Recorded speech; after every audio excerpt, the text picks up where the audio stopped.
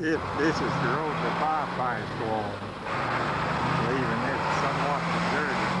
Walnut was bypassed by two different areas in this time by roads which caused the business area and the things around Walnut to lose their value and lose their enticement for tourists.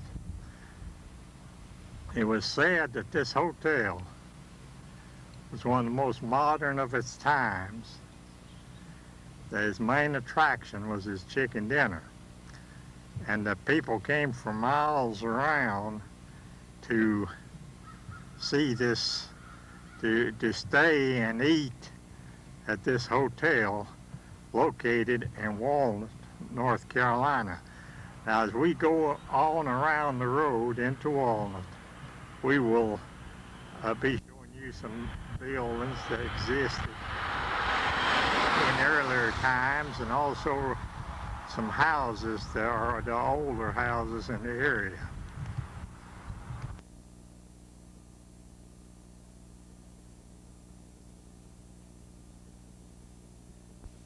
Walnut was once known as Jewel Hill, North Carolina. This sign is at the entrance to Walnut, just outside the Methodist Church, and was erected not too many years ago by community development. This is Jewel Hill, North Carolina, now called Walnut.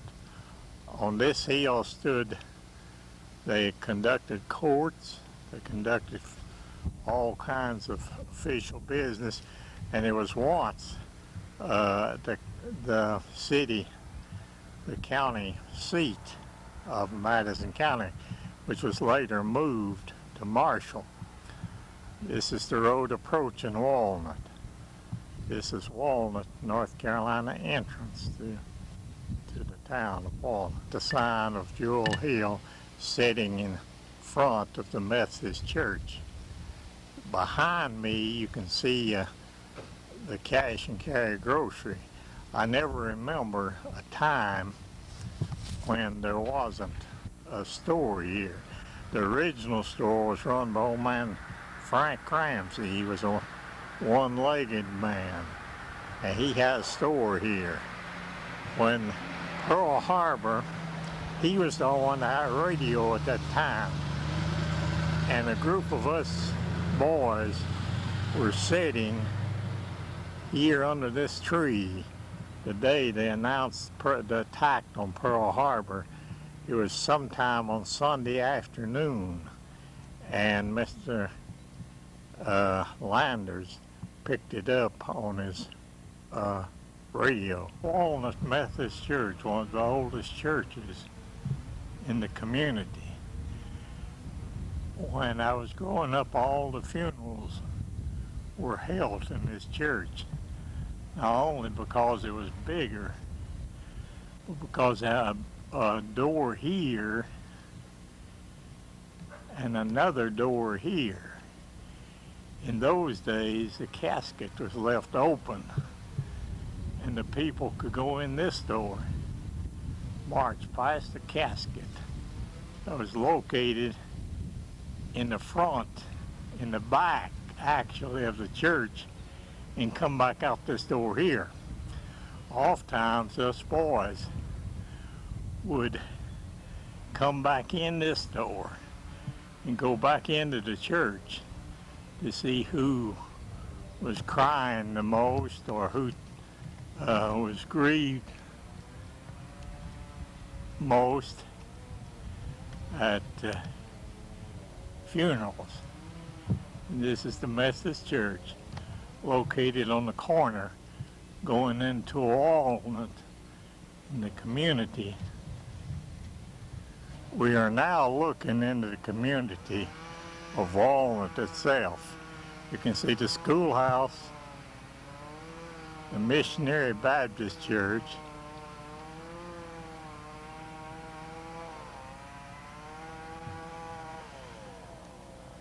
and the Presbyterian Church. The steeple can be seen through the trees.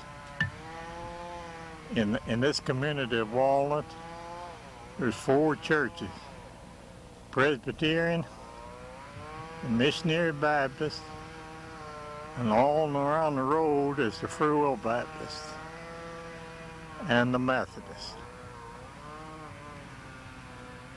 The house you see on the hill is the Jen Lee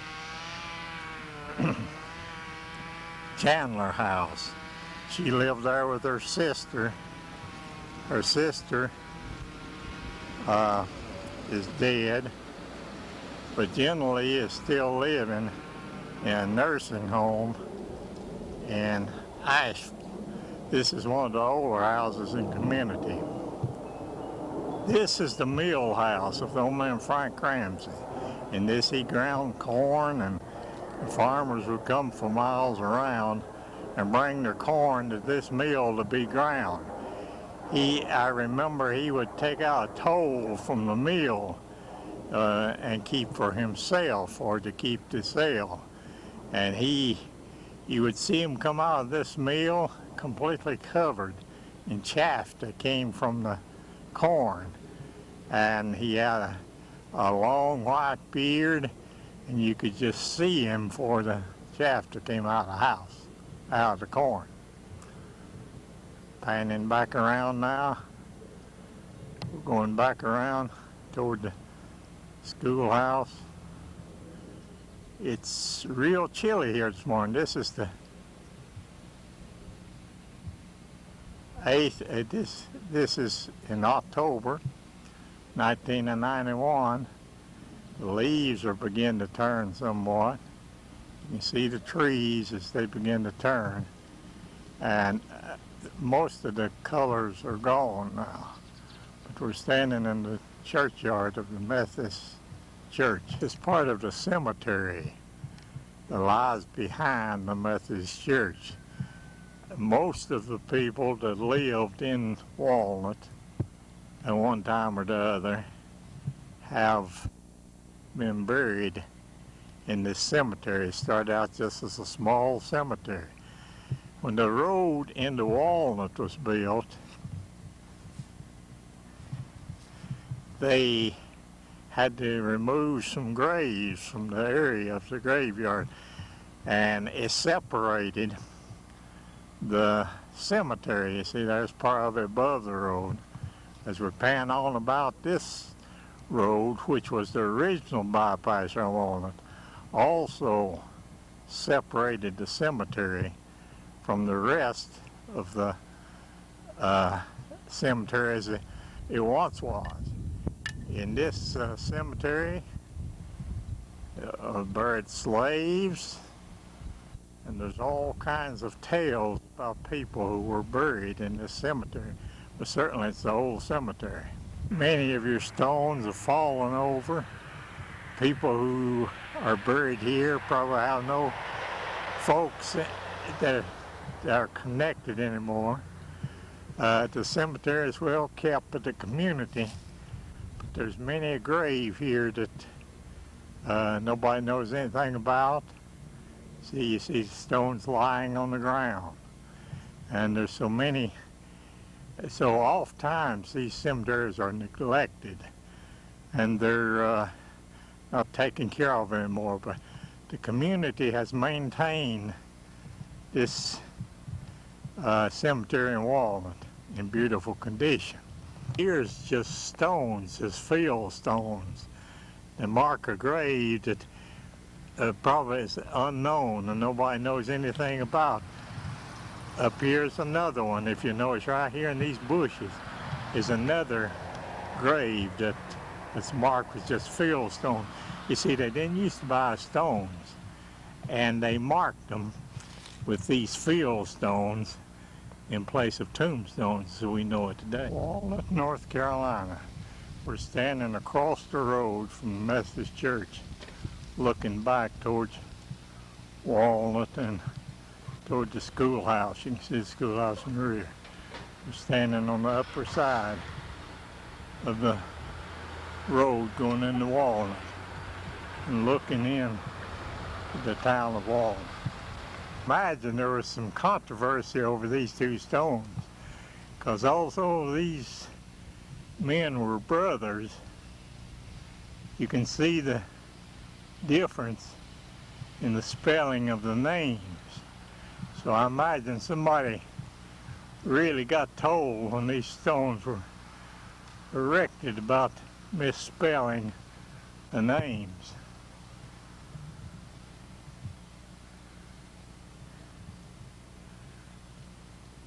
Even just in the woods, people are buried, forgotten no doubt by their folks, most of them probably long since deceased.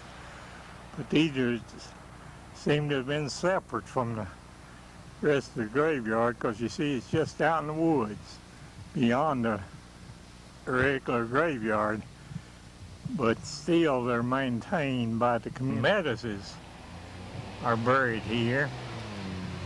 Below us you have 5,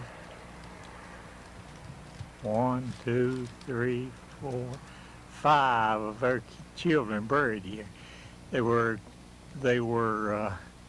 stricken by some disease. At that time they didn't know what it was. In about 2 or 3 weeks, he had 5 kids that died at a very young age. They would get sick in the morning and would be dead by the afternoon. There was 2 lying in the cemetery in the home at one time that had died. My father was raised by Mr. Meadows, and he helped take care of these children when they were sick, but yet he didn't develop the disease. So it must have been something inherited or something that was in the family itself. And when we started to bury Mr. Meadows, although it had been 50 some odd years since he first started this lot, we ran into a grave and had to bury him on the back side of his stone. Looking now at the Stack Reeves house, one of the oldest homes in the area. I understand that Stack Reeves' daddy built this house. Stack was raised in it, raised a large family, and died in this house. This is one of the older houses in the community. This is where the Reeves family lives, and Dorothy Reeves Cody and her husband still resides in this home place. Under this road was a spring where they kept a gorge where people would stop and get a drink of water as they traveled this road. This is the road that came by the house. Now it's bypassed by a more modern road. And we're looking at the Reeves house, the Stack Reeves house.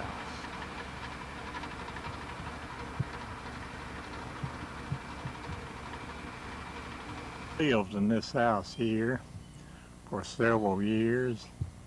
I left this house when I got married, and we lived here for several years, and several of the children grew up in this house. It's now occupied by Helen Reeves. It's on the old road. This used to be the main road into Walnut.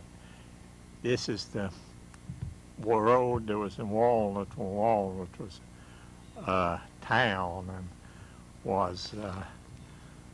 had the hotel and all these things that we have seen in the various pictures. On the bank is the Cecil McDevitt house. He lived here for many years. Around the old road you can see the house where Carol Tweed raised his family and lived next to where we live. We're standing on the old road that goes into Walnut. In the background you can see the schoolhouse. And now we're panning back around and we're looking across the ridge to where the Goldsmiths lived, and Glory Ridge and all those sites. So this is the old road, and where we grew up is in the later part of our lives. The house on the hill is the Sherman Ramsey house.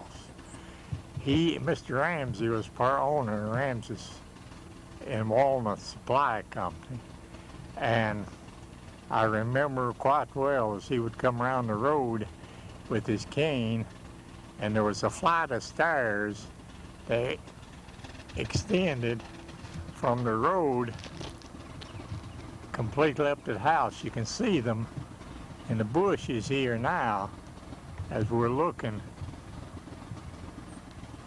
up toward the house, and you can see the steps that led up the hill to the house.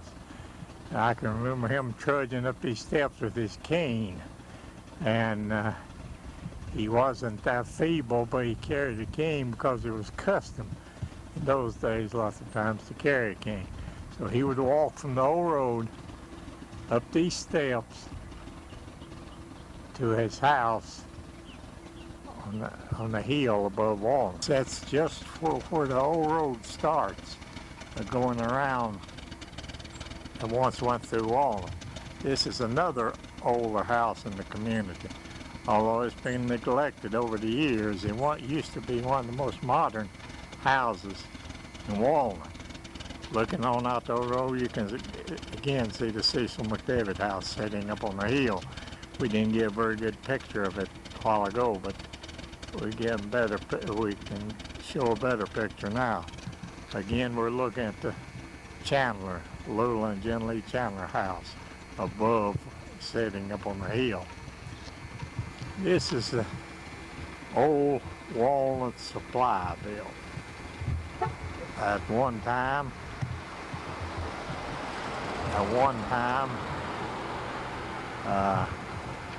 there was 5 or 6 families lived out of this store right here. It doesn't look much now, but at that time, there's 5 or 6 families, the Ramses and the McClures, and they raised large families out of this grocery store here.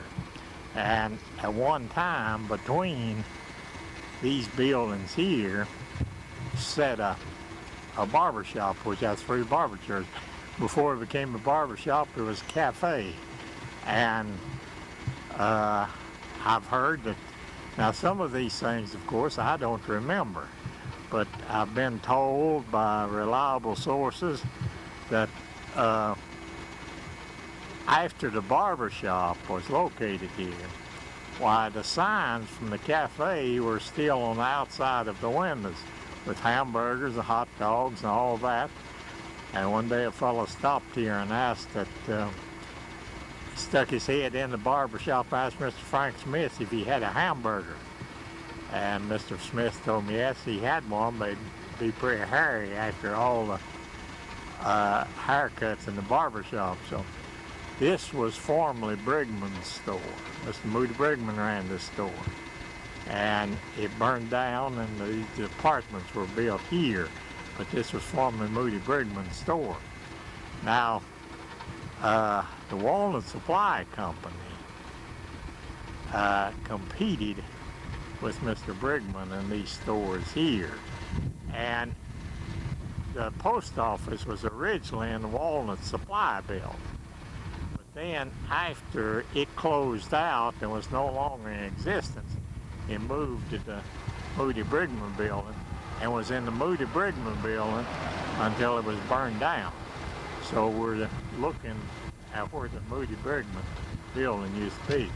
Years ago, the Presbyterian Manse sat in this location here. And Mr. Hyatt was preacher at the Methodist Church. This is another old store building that McClure's had that was located on the square in Walnut, North Carolina. This school now sits on the location of Hotel Switzerland. It's set in about the same location as the school sits now. And it had huge porches around it, and people would come in Hupmobiles and the car of that time, and the farmers would haul their produce straight from the gardens to the cafe here in this hotel where the schoolhouse now sits. This schoolhouse was once a high school, but then the high school was taken away and moved to other locations, and now we have 1 through 8 here. And with a new school being built, no doubt in years to come this school will no longer be here. We lived in this house here at the time of the school being built, and it's just across the road from where the hotel was. So I can remember them carrying furniture out of the hotel, and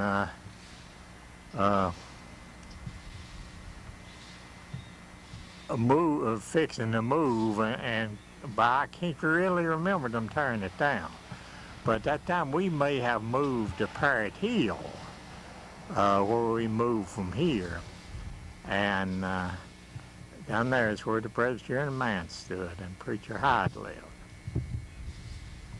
Now, panning back around, you can see the Presbyterian church down the road from the schoolhouse.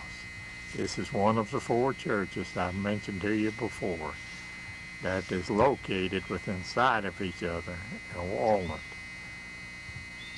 Looking across from the Missionary Baptist Church, back again to the Methodist Church sitting on the corner where you come into Walnut with the cemetery and the old mill, and other buildings in that location. We're looking at the back at the Methodist Church sitting at the intersection of Walnut Road. Walnut Missionary Baptist Church, located directly in front of the schoolhouse and just up the road from the Presbyterian Church. This is Walnut Missionary Baptist Church, located on a road leading around past the school. As we look out the road, we can see the Walnut Free Will Baptist Church, located just out the road from the Missionary Baptist Church on the corner. Missionary Baptist Church from a different angle where you can see it better.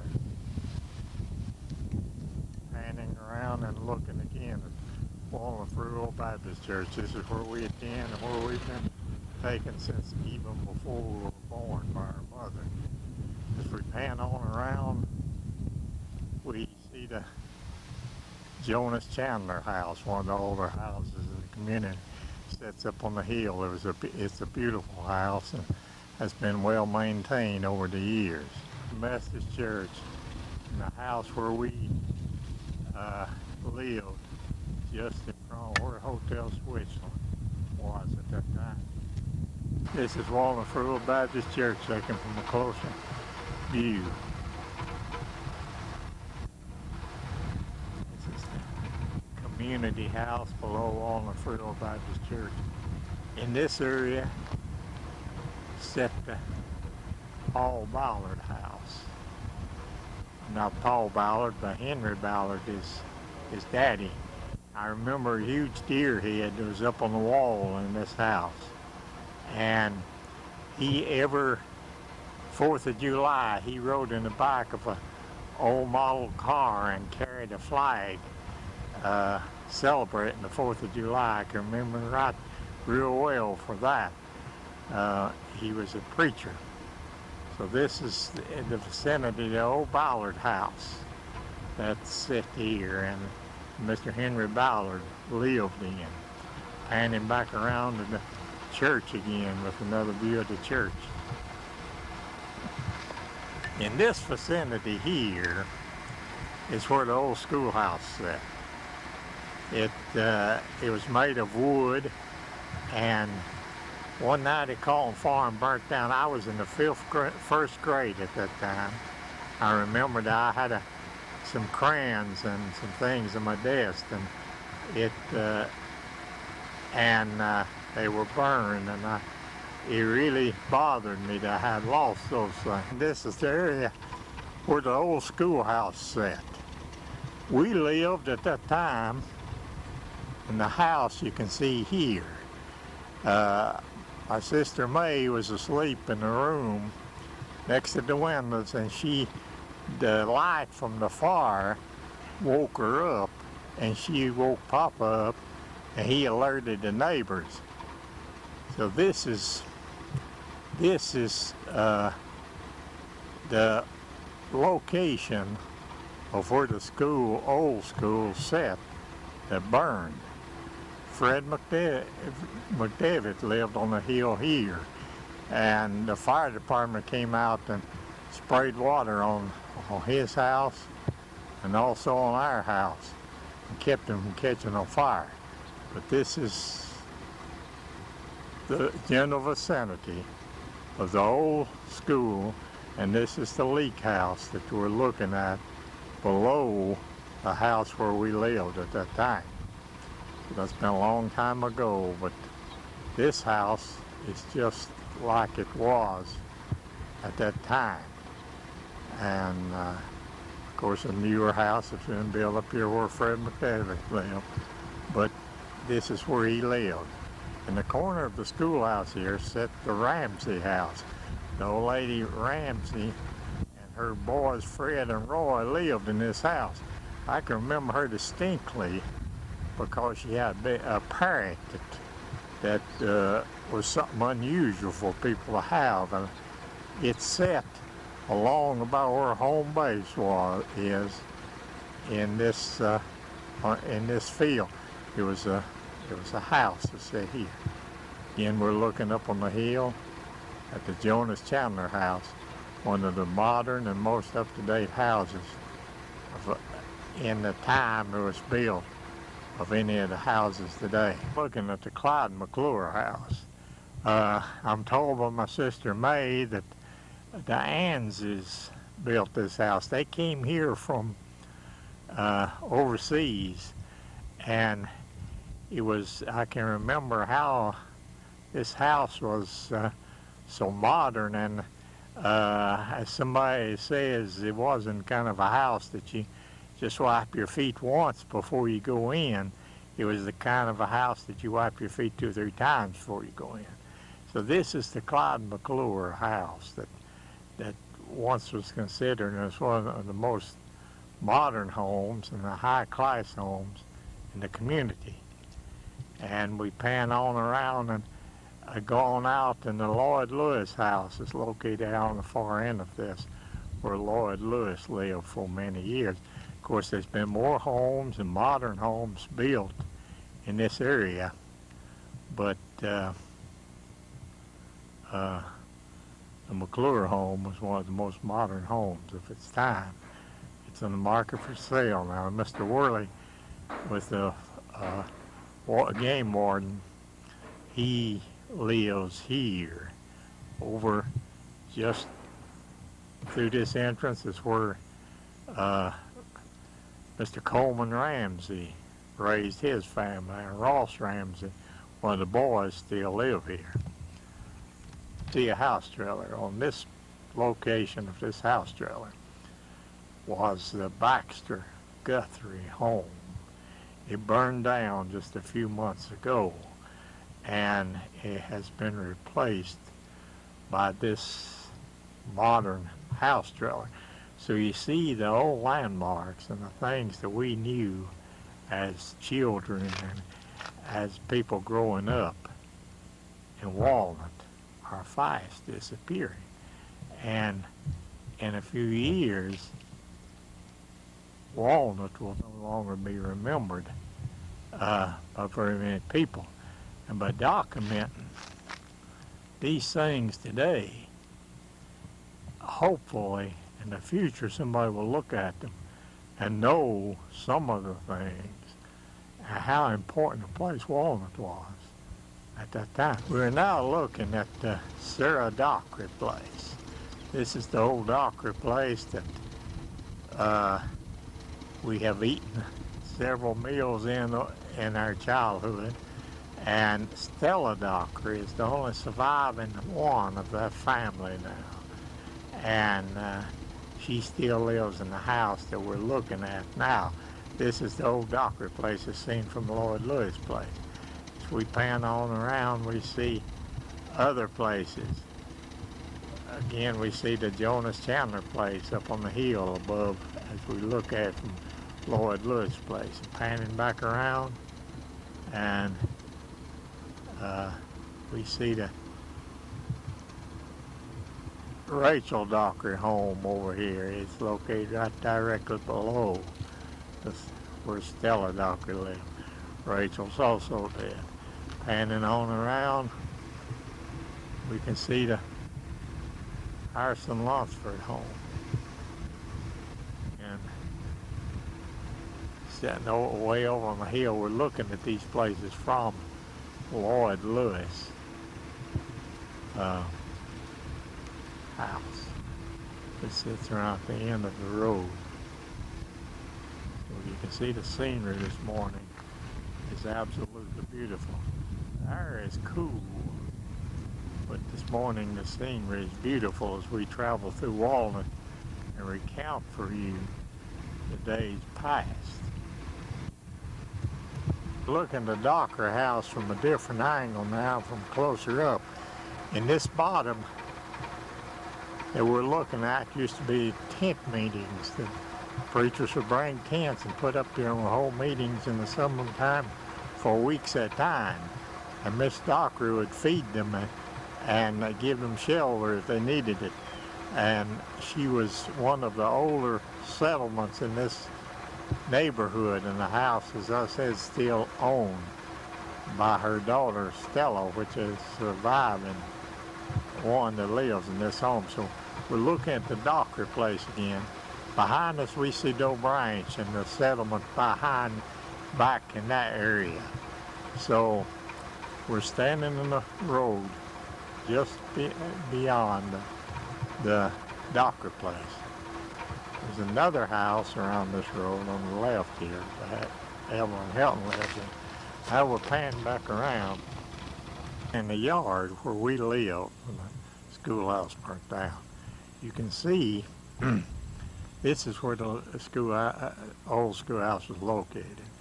This is the back of this is the Missionary Baptist Church that we're looking at in the front of the schoolhouse. But in this area, the old schoolhouse was located. So you see my sister sleeping in the window here. Could very readily see the fire as it consumed the building. The building was mostly wood, you see, so it burned rather quickly. But I remember that we went days after it was burned and picked up pieces of glass from the windows, which was formed in all kinds of shapes and colors. This is back at the Free Will Baptist Church, looking across from the house where the fire was spotted that consumed the schoolhouse in this area. Walnut Presbyterian Church. This is another one of the churches in Walnut. Walnut Presbyterian Church.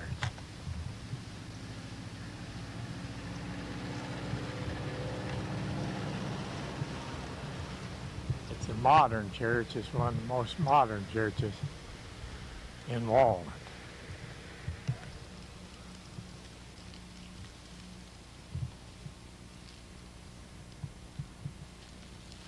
This is Walnut Presbyterian Church. In spite of all the churches in Walnut, there's very few people attend. This church has probably 15 or 20 members, active members. Free Will Baptist Church has 20, 25 active members. Methodist Church doesn't have church at all, except about once or twice, once a month. And Missionary Baptist Church is the largest church. It always has been. We're looking at it now. And it probably has 50 or 60 members. But otherwise,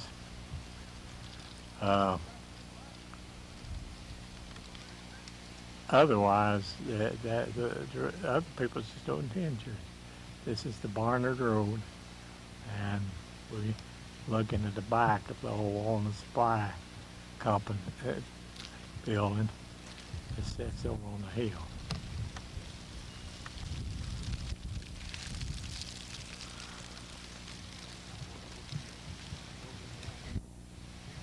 This building, this sign was located on the grounds of the Presbyterian Church. It was dedicated to Bell Institute by the Women Board of Mission of the Presbyterian Church.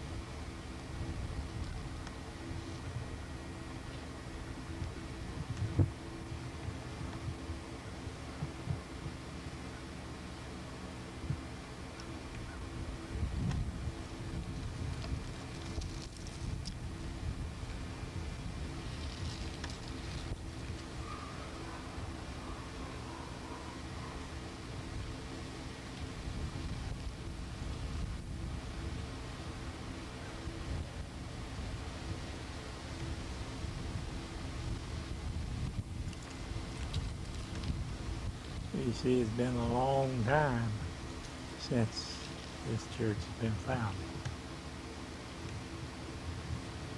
A better view of the Jonas Chandler house is taken from standing on the steps of the school.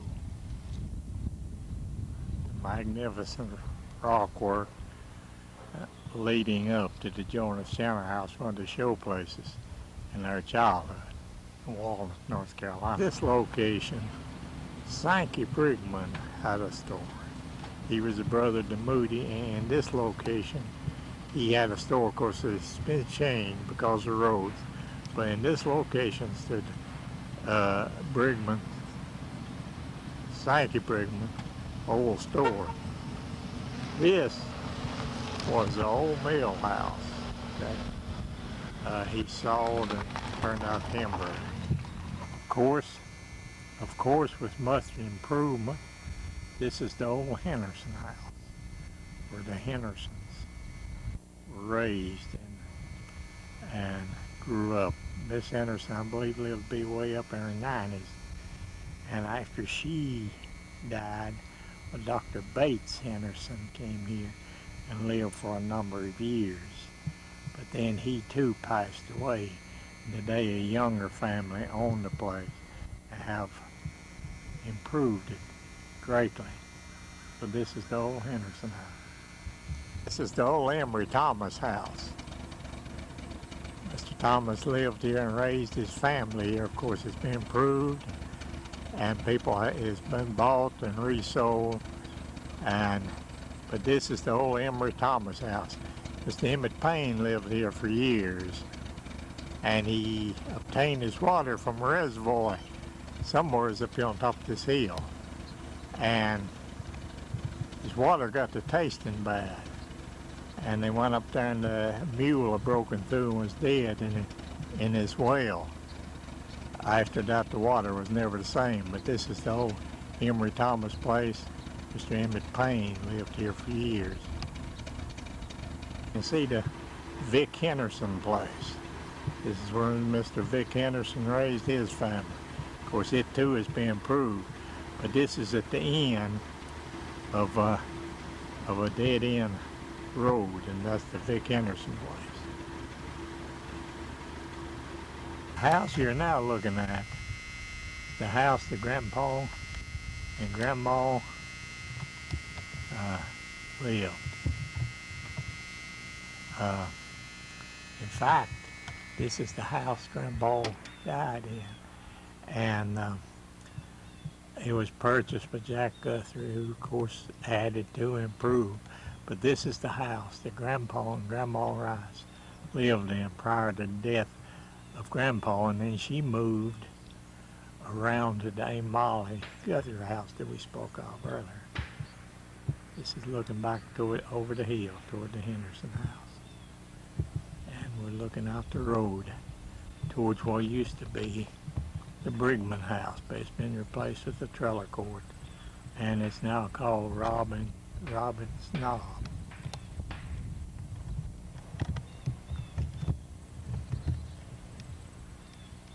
There was a high bank right here.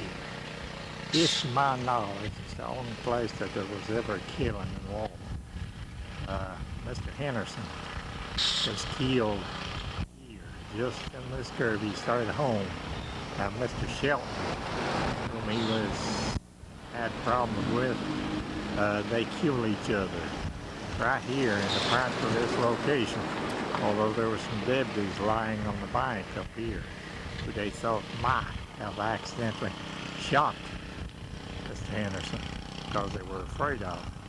So here is the place where the killing took place in Walnut. Now my brother told me that they just left Mr. Shelton lying near the road, which I guess wasn't paved at that time. And later in the night, a truck came and got him, and they just threw him up in the truck bed and hauled him home.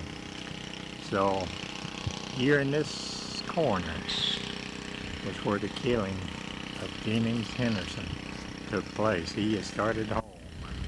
He was overtaken and killed here in this road along with Mr. Shelton. And as I said, there was a bank here, and there were several debris up on the bank. Firing too, so it was thought that one of them could have killed Mr. Henderson. So that's the story of the killing here in the square at Walnut. It's a sign on the old Walnut Supply Company. In its day, this was one of the most modern stores. It had everything from shoestrings to chickens to eggs. They bought eggs and chickens. They bought cattle. It was run by about 4 or 5 families, and I told you earlier, they all lived and did well out of the store. Now, of course, it's long since gone, and it's been bought and resold. And we're looking across now toward the Methodist Church, or Presbyterian Church, and back again to the Walnut Supply Company sign, one of the modern stores in years past. Again, we're looking at the McClure house, one of the older, most modern homes which have been neglected. It was the home of Bob McClure. Again, the house on the hill is the Jen Lee Chandler house and the Lula Chandler house. And the old Eliza Chandler lived there for years. And it sits on the hill above the store. Again, looking back out the road toward the cemetery. Coming out Walnut. And the Methodist Church, as it sits on the hill above the cemetery. One of the landmarks of Walnut, recently restored by the community at the cost of $15,000. It was in need of painting and repairs, and was recently restored by the community.